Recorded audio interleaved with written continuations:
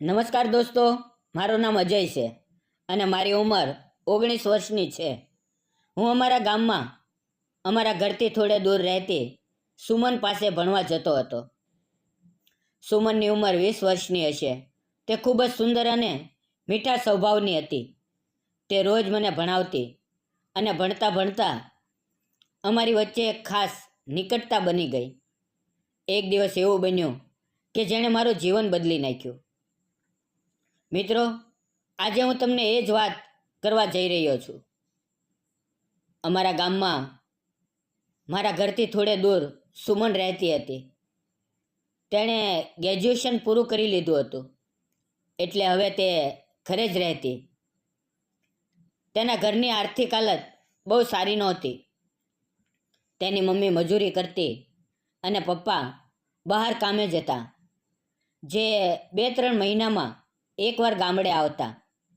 તેનો નાનો ભાઈ શહેરમાં ભણતો, એટલે સુમન મોટા ભાગે ઘરે એકલી જ રહેતી.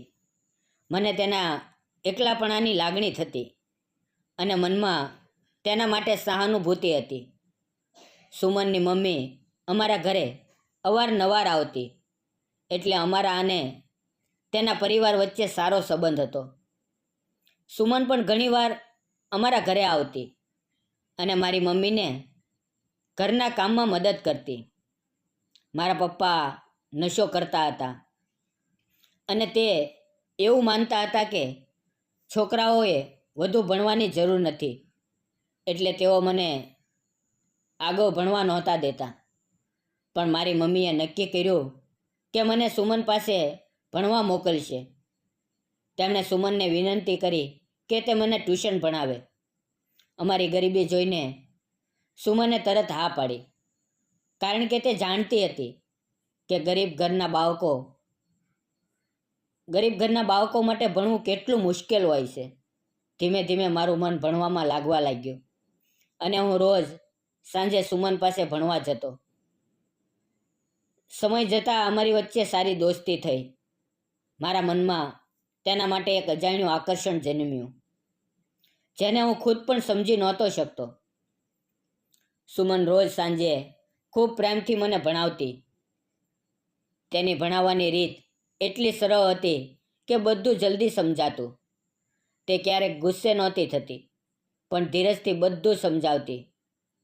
તેના લીધે મારું ભણતર ઘણું સુધરી ગયું અને 12મા ધોરણની પરીક્ષા મારા માટે સરળ લાગવા લાગી. સાંજે ભણવાનું પૂરું થાય એટલે હું મારા મિત્રો સાથે વાતો કરવા જતો. તેઓ ઘણીવાર મજાકમાં છોકરીઓ વિશે વાતો કરતા અને મને એ વાતો સાંભળવામાં રસ પડતો. ધીમે ધીમે મારા મનમાં છોકરીઓ પ્રત્યે ઉત્સુકતા વધવા લાગી, પણ હું મારી લાગણીઓ કોઈ સાથે વહેંચી નહોતો શકતો. જ્યારે રસ્તે કોઈ સુંદર છોકરી દેખાતી, મારું મન ખુશ થઈ જતું. હું વિચારતો કે કાશ મારા જીવનમાં પણ એવી કોઈ સુંદર પ્રેમાળ છોકરી આવે. પણ મારો સ્વભાવ શરમાળ હતો, એટલે હું કોઈ છોકરી સાથે વાત નહોતો કરી શકતો. છતાં મનમાં આશા હતી કે એક દિવસ ચોક્કસ કંઈક સારું થશે. સુમન ખરેખર ખૂબ સુંદર હતી. તેનો રંગ ગોરો, આંખો મોટી અને બોલતી, અને વાળ લાંબા અને રેશમી હતા. તેની વાતોમાં એટલી મીઠાશ હતી કે કોઈનું પણ દિલ જીતી લે. તેનું હાસ્ય ખિલખિલાટ અને નિર્મળ હતું, અને તેના વ્યવહારમાં અપનાપણું હતું. મને સુમન ખૂબ ગમતી. તેના પ્રત્યે મારા મનમાં ઊંડો આદર અને સ્નેહ હતો. મેં તેના વિશે ક્યારેય કોઈ ખોટો વિચાર નહોતો કર્યો. તે મારા માટે એક આદર્શ વ્યક્તિ હતી, સંસ્કારી અને સમજદાર. એક દિવસ હું રસ્તાની બાજુએ મિત્રો સાથે બેઠો હતો અને અમે મજાકમાં વાતો કરતા હતા. ત્યાં સુમન પાણીનો ઘડો લઈને પોતાના ઘર તરફ જતી હતી. તેની નજર મારા પર પડી અને મારું દિલ ધડકવા લાગ્યું. મને લાગ્યું કે કદાચ તેને એવું લાગ્યું હશે કે હું મજાકમાં બિનજરૂરી વાતો કરું છું. તેણે મારી સામે ગંભીર નજરે જોયું અને ચૂપચાપ ચાલી ગઈ. એ પવે મારું દિલ તૂટી ગયું. હું તેની પાછળ ગયો અને માફી માંગવા લાગ્યો, પણ તે બોલ્યા વગર ઘરમાં જતી રહી. તેની ચુપ્પીએ મને બેચેન કરી દીધો. હું ઘરે પાછો આવ્યો, પણ મારા મનમાં અપરાધ ભાવ હતો. થોડી વાર પછી હું મિત્રોને મળવા ગયો. તેઓ હસતા હસતા બોલતા હતા, પણ હું ચૂપ હતો. તેણે પૂછ્યું, શું થયું અજય? આજે આટલો શાંત કેમ છે? મેં આખી વાત કરી, કેવી રીતે સુમન મારાથી નારાજ થઈ અને મને કેટલું ખરાબ લાગે છે.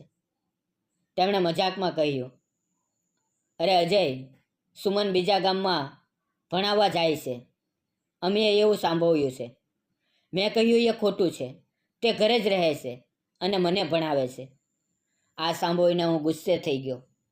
સુમન મારા માટે આદરની વ્યક્તિ હતી અને આવી ખોટી વાતો મને બરદાસ્ત ન થઈ.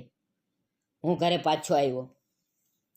એ દિવસે સુમન અમારા ઘરે આવી હતી મમ્મી સાથે વાતો કરવા, પણ મેં તેની સાથે વાત ન કરી. મારું દિલ દુઃખ અને ગેરસમજથી ભરેલું હતું. આ દરમિયાન મારા 12મા ધોરણનું રિઝલ્ટ નજીક આવ્યું. મારા મનમાં ગભરાટ હતો, પણ ઉત્સુકતા પણ હતી. જ્યારે રિઝલ્ટ આવ્યું તો મને 85% ગુણ મળ્યા. હું ખુશીથી ઝૂમી ઉઠ્યો. મારી મમ્મીની આંખોમાં ખુશીના આંસુ હતા. તે દોડાદોડ બજારમાંથી 2 કિલો પેંડા લઈ આવી અને મોહલ્લામાં વહેંચવા લાગી. હું થોડા પેંડા લઈને મારા મિત્રોને આપવા ગયો. એ દિવસ મારા જીવનનો યાદગાર દિવસ હતો. જ્યારે હું ઘરે પાછો આવ્યો તો મમ્મીએ હસતા હસતા કહ્યું, અરે, તે સુમનને પેંડા આપ્યા કે નહીં? આ ખુશખબર તેને કોણ સંભાળશે? મેં કહ્યું, મમ્મી, હું અને સુમન હવે વાત નથી કરતા. મમ્મીએ પ્રેમથી કહ્યું, અરે એવું ન વિચાર. તેના લીધે જ તું આટલા સારા ગુણ લાવ્યો છે. જા, તેને પેંડા આપ. મમ્મીના આગ્રહ પર મેં પેંડાનો ડબ્બો લીધો અને સુમનના ઘરે ગયો. જ્યારે હું પહોંચ્યો તો તે સીડી ઉપર બેઠી હતી. હું તેની સામે ઊભો રહ્યો. તે મને જોતી હતી, પણ બોલી નહીં. હું હસ્યો અને ડબ્બો આગળ કરતાં કહ્યું, સુમન, આ લે પેંડા. તેણે પૂછ્યું, કઈ ખુશીના? મેં કહ્યું, આજે મારું 12માનું રિઝલ્ટ આવ્યું. મને 85% ગુણ મળ્યા. આ સાંભળતા તેના ચહેરા પર ખુશી ફેલાઈ ગઈ અને તેની આંખો ભીની થઈ ગઈ. તે બોલી, વાહ, મને ખબર હતી કે તું સારું કરીશ. મને તારા પર હંમેશા ભરોસો હતો. તેણે મારી ખૂબ પ્રશંસા કરી. તેના અવાજમાં ગર્વ હતો. તેના સ્નેહથી મારું દિલ પીગળી ગયું. તેણે ડબ્બામાંથી એક પેંડો લીધો અને મને ખવડાવ્યો. હવે મારો અપરાધ ભાવ ઓગળી ગયો. અમારી વચ્ચેની ગેરસમજ દૂર થઈ ગઈ. તેણે મારું રિઝલ્ટ કાર્ડ જોયું અને ફરી મારી વાહ વાહ કરી. અમારા સંબંધમાં પહેલાં જેવી મીઠાશ પાછી આવી ગઈ. મેં પણ તેને એક પેંડો ખવડાવ્યો. તે હસીને બોલી, આજે હું તારાથી ખૂબ ખુશ છું. પછી તે બોલી, બોલ બોલ, તને શું ઇનામ આપું? મેં હસીને કહ્યું, મારે કંઈ નથી જોતું. પછી થોડું રોકાઈને બોલ્યો, સોરી, એ દિવસે મેં ભૂલ કરી હતી. હવે એવું નહીં કરું. તે હસીને બોલી, મને ખબર છે તું દિલથી સારો છે, પણ બિનજરૂરી વાતોમાં સમય બગાડતો નહીં. મને સારું નહીં લાગે જો તું ખોટા રસ્તે જઈશ. તેના સમજદાર શબ્દોએ મારા દિલમાં નવો આદર જગાડ્યો. તેનો સ્નેહ મને સુકૂન આપતો હતો. તે હસીને બોલી, અરે, આ ઉંમરના છોકરીઓ પ્રત્યે આકર્ષણ થવું સ્વાભાવિક છે, પણ તેમની સાથે આદરથી વાત કરવી જોઈએ. હું તને શીખવીશ. બોલ, તને કેવી છોકરી ગમે? મેં શરમાઈને કહ્યું, મને એવી છોકરીઓ ગમે છે જે સ્વભાવે મીઠી હોય, સુંદર હોય અને જેના વાળ લાંબા હોય. તે હસીને બોલી, સુંદર એટલે કેવી? હું ચૂપ થઈ ગયો. પછી હિંમત કરીને બોલ્યો, તારા જેવી. આ સાંભળીને તે શરમાઈ અને હસી. તે બોલી, શું હું ખરેખર આટલી સુંદર છું? મેં કહ્યું, હા, ખૂબ. તે બોલી, શું ગમે છે તને મારામાં? મેં કહ્યું, તારો મીઠો સ્વભાવ, તારી બોલતી આંખો અને તારું હાસ્ય. આ સાંભળીને તે હસી. અમે બંને ચૂપચાપ એકબીજાને જોતા રહ્યા. પછી તે બોલી, મને પણ તું ખૂબ ગમે છે અજય. અજય, જ્યારથી મેં તને ભણવાનું શરૂ કર્યું ત્યારથી તું મને ખાસ લાગ્યો. મેં કહ્યું, મને પણ તું ખૂબ ગમે છે. અમે બંને હસ્યા અને એ પળે હવામાં મીઠાશ વગોઈ ગઈ.